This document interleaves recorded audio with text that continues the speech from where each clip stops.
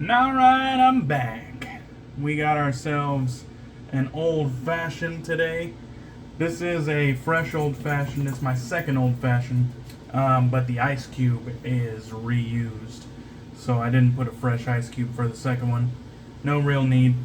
This is Wild Turkey 101, and we got 2 cherries and some orange peel for aromatics.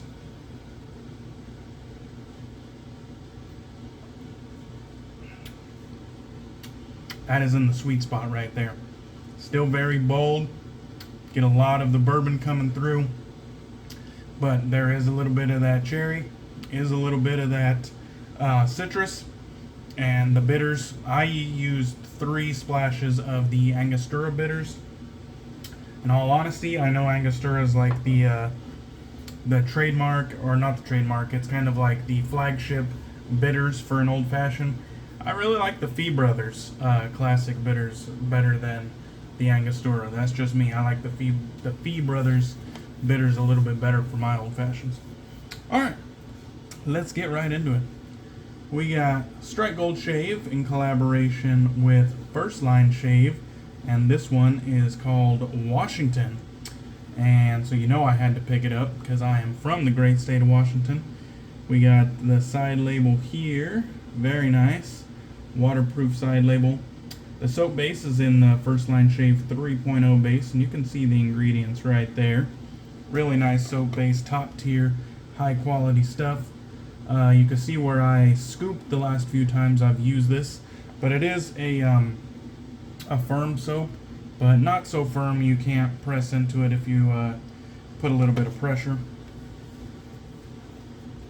This is a wonderful masculine scent.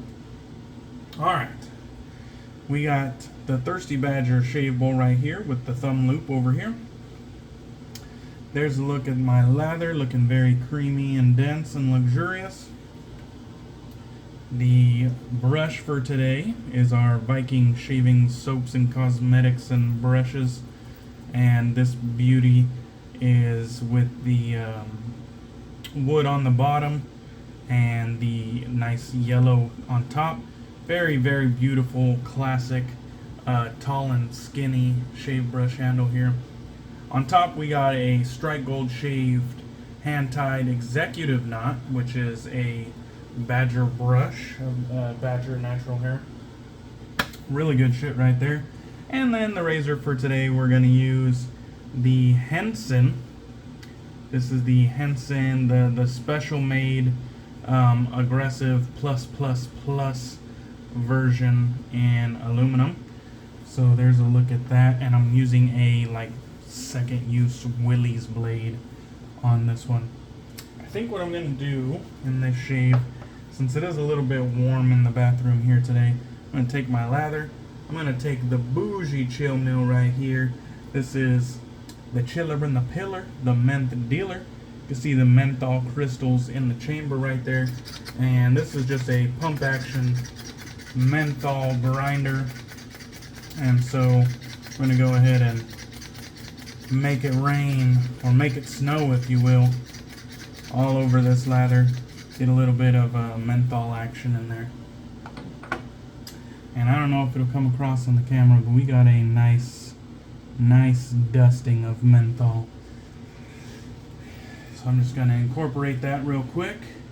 One thing about that menthol grinder, it does its own little bit of grinding, but I smash it into a pretty fine dust before I even load it into the menthol grinder.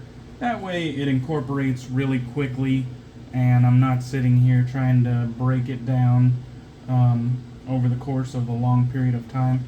I try to get it as fine as possible, so as soon as it hits the moisture, it just kind of dissolves right into the lather. And there we go. Didn't affect the lather in the slightest. Didn't affect the scent in the slightest. So we are good to go here.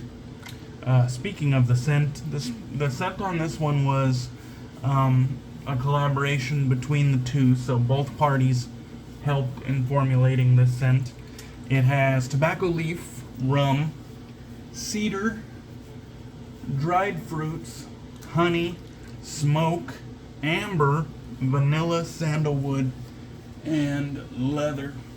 So quite a few scent notes, quite a few mid and base notes as well. So this is definitely a warm scent. This is definitely a bold, masculine scent. Multifaceted, if you will. I would say this one is definitely complex. It has some layers to it. You can really take a minute breaking this one down. I think it's one of the better scents of the year so far, in my opinion, and I really enjoy it. This one is not gonna be for the fresh boys whatsoever. This one, I wouldn't say it's for the funk boys either, but it's definitely not your light, bright, playful type scent. This is a masculine scent here, and it definitely does better in the nighttime, the cool weather, fall, winter months, just because of its kind of foreboding nature. Nothing to be afraid of. I wouldn't say I would stray away from wearing this around people, but there's definitely a better time and a place for this. You know what I mean? If you're going to somewhere where you need to let know the people that you mean business, this is probably the one to wear. Important meeting, something where you're signing some important shit, big money shit maybe.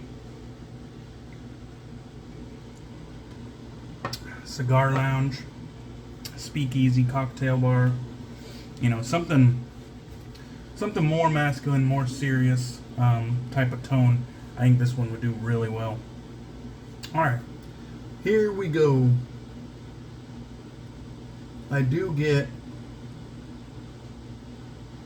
real aged tobacco on this one, which is kind of a rarity. A lot of people, they use tobacco as a scent note, and it's usually like a lighter, brighter, sweeter, playful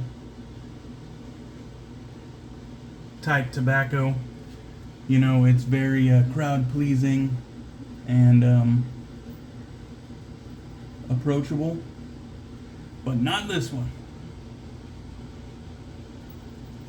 This one is actually earthy, spicy, mature aged tobacco. Tobacco leaf, to be exact. Not tobacco flower. And I gotta make the distinction, because a lot of people, they'll call their shit, you know, Maduro or Havana or Humidor or Cigar Lounge or something insinuating, you know, that it has a tobacco note in it. But then you get the fucking thing, you crack open the lid of the tub, and you realize this doesn't smell like cigars. Like, if you're a cigar connoisseur, you will be greatly let down by fragrance. Often. The majority of the time, 90% of the time, when they use some sort of cigar reference insinuating that their scent has a tobacco note, but it will smell nothing like a cigar. When you put that cigar up to your nose, you put that stogie up to your nose, and you smell the leaf before you light it, and it's that earthy, spicy, peppery kind of real natural product from the earth, you know. That aged tobacco leaf that's been maturing for years. It's a very distinct smell. and fragrance almost never utilizes it. But they'll utilize the name, trying to draw you in, trying to make a sale off of that tobacco note. But rest assured, it won't smell nothing like tobacco the majority of the time. It's a much more sweeter, approachable tobacco the majority of the time. Not this one. This one has that prominent, mature aged tobacco. I think it smells phenomenal. You also get a little bit of that dried fruits on the kind of like right in the beginning and also in the tail end. It kind of hits on both ends of the spectrum. Rum, leather, yeah, definitely leather. Honey, cedar, sandalwood, probably somewhere in the middle, creating up the body. Vanilla leather, probably somewhere in the base, if I had to say so. But definitely that tobacco leaf, dried fruits in the top. That's the way I think it would break down in my mind.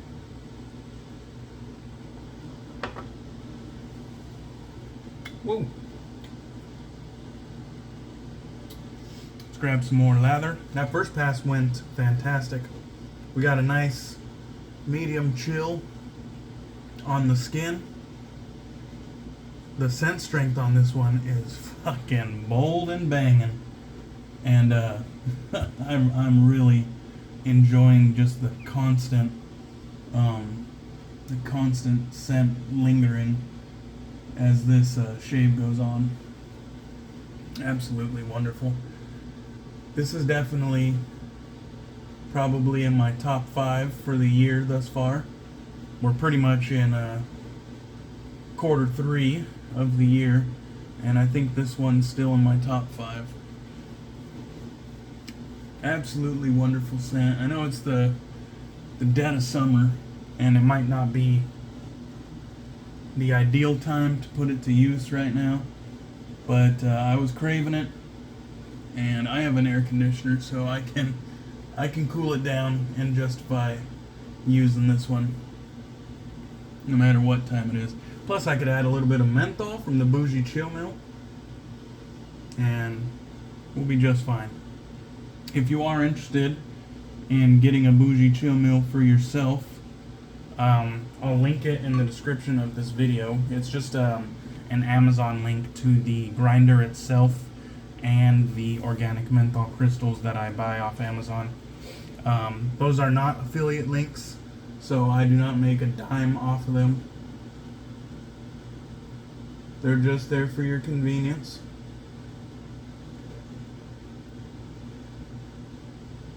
I have another confirmed meth head joining the fold. I know of about at least 5 guys. At least 5 guys that have bought the Bougie Chill Mill,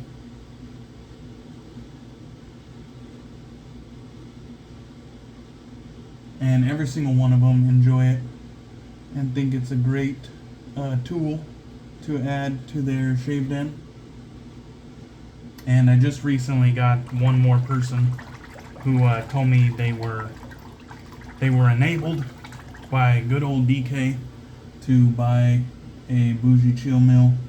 So welcome to the club. You know who you are. A faithful subscriber of mine. So I think that's very cool. I hope when it comes in that you get some enjoyment out of it, and I hope you have plenty of cold shaves with it. And let me know how it goes for you. Let me know if you end up enjoying it as much as me and so many others do.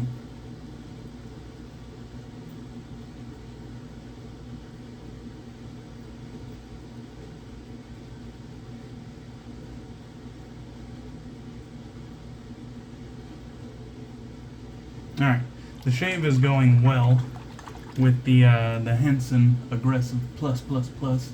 I'm borrowing this from my good old buddy out of Oregon, from the wet shave experience, Brian.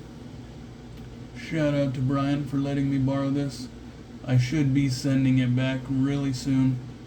I wanted to give it more than just 1 or 2 shaves, just so that I gave it its just due, you know what I mean? It wasn't just a one and done, and then, you know, because my review of this razor is, you know, somewhat negative. It's not all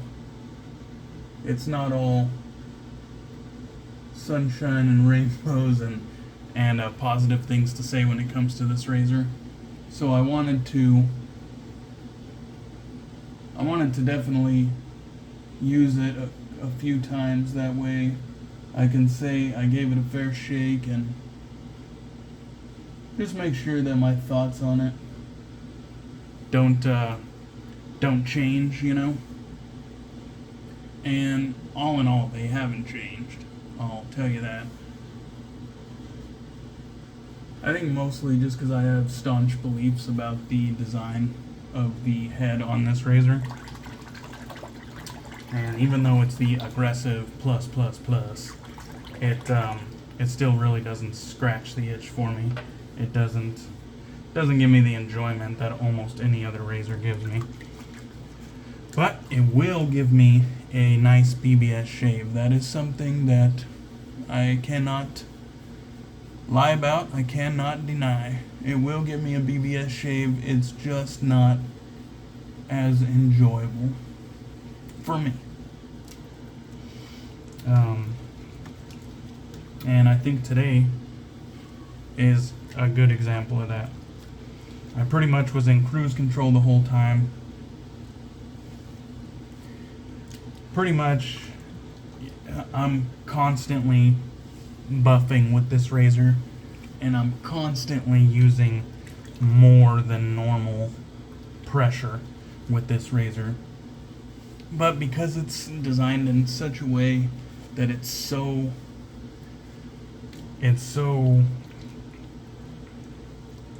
mild, it's hard to say mildly efficient, but it's so safe.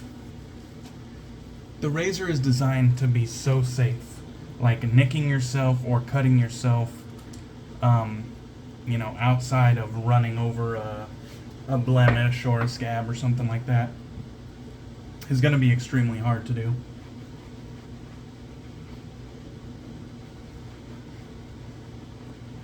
Which is a little tick in the positive column, but then, you know, almost everything else is in the negative column for me. And I don't want to sound like a broken record, but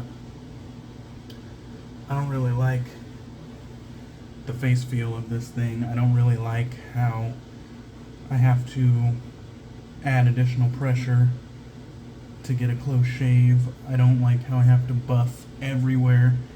I don't like how the angle seems to be very acute, the functional shaving angle. Like you're either on it or you're off it because of that oversized and angular top cap and safety bar. So it's like you're either on the angle or you're off, because if you're off, the oversized top cap and safety bar are gonna rise the blade away from your face. So it's just a whole swath of things that make me dislike this razor. The handle has no real knurling besides just a very shallow etching. I don't really have problems gripping it. So I guess that's, you know, that's what it is.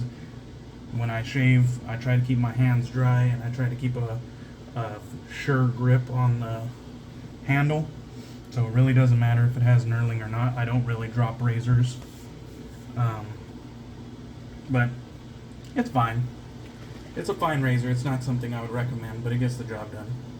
Alright, before we get to the matching aftershave splash, we're going to use Stirling Soap Company Mentholated Witch Hazel and Aloe. Just going to get a nice little base layer. Keep this menthol going here. And I really like Witch Hazel, and I like this Stirling Mentholated Witch Hazel and Aloe product as just an extra an extra product to add to the post-shave routine when I have time for it. Alright, and then the matching aftershave splash, more or less a matching label. We got the ingredients towards the bottom there. You can pause it and see for yourself. And then of course the quality industry standard restrictor right there. You can give it a vigorous shake and rest assured you're not gonna over pour. And that felt nice. Just the slightest tingle from the alcohol in the aftershave, but that dissipates right away, soaks into the skin right away. And I would say the aftershave is a much more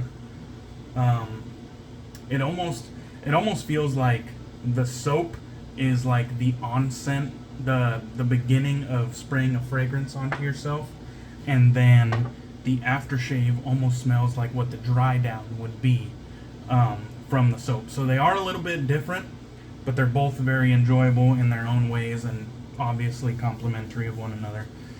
Now I'm smelling really good and kind of in the mood for a stogie after all that talk. But thank you guys for watching. I appreciate you.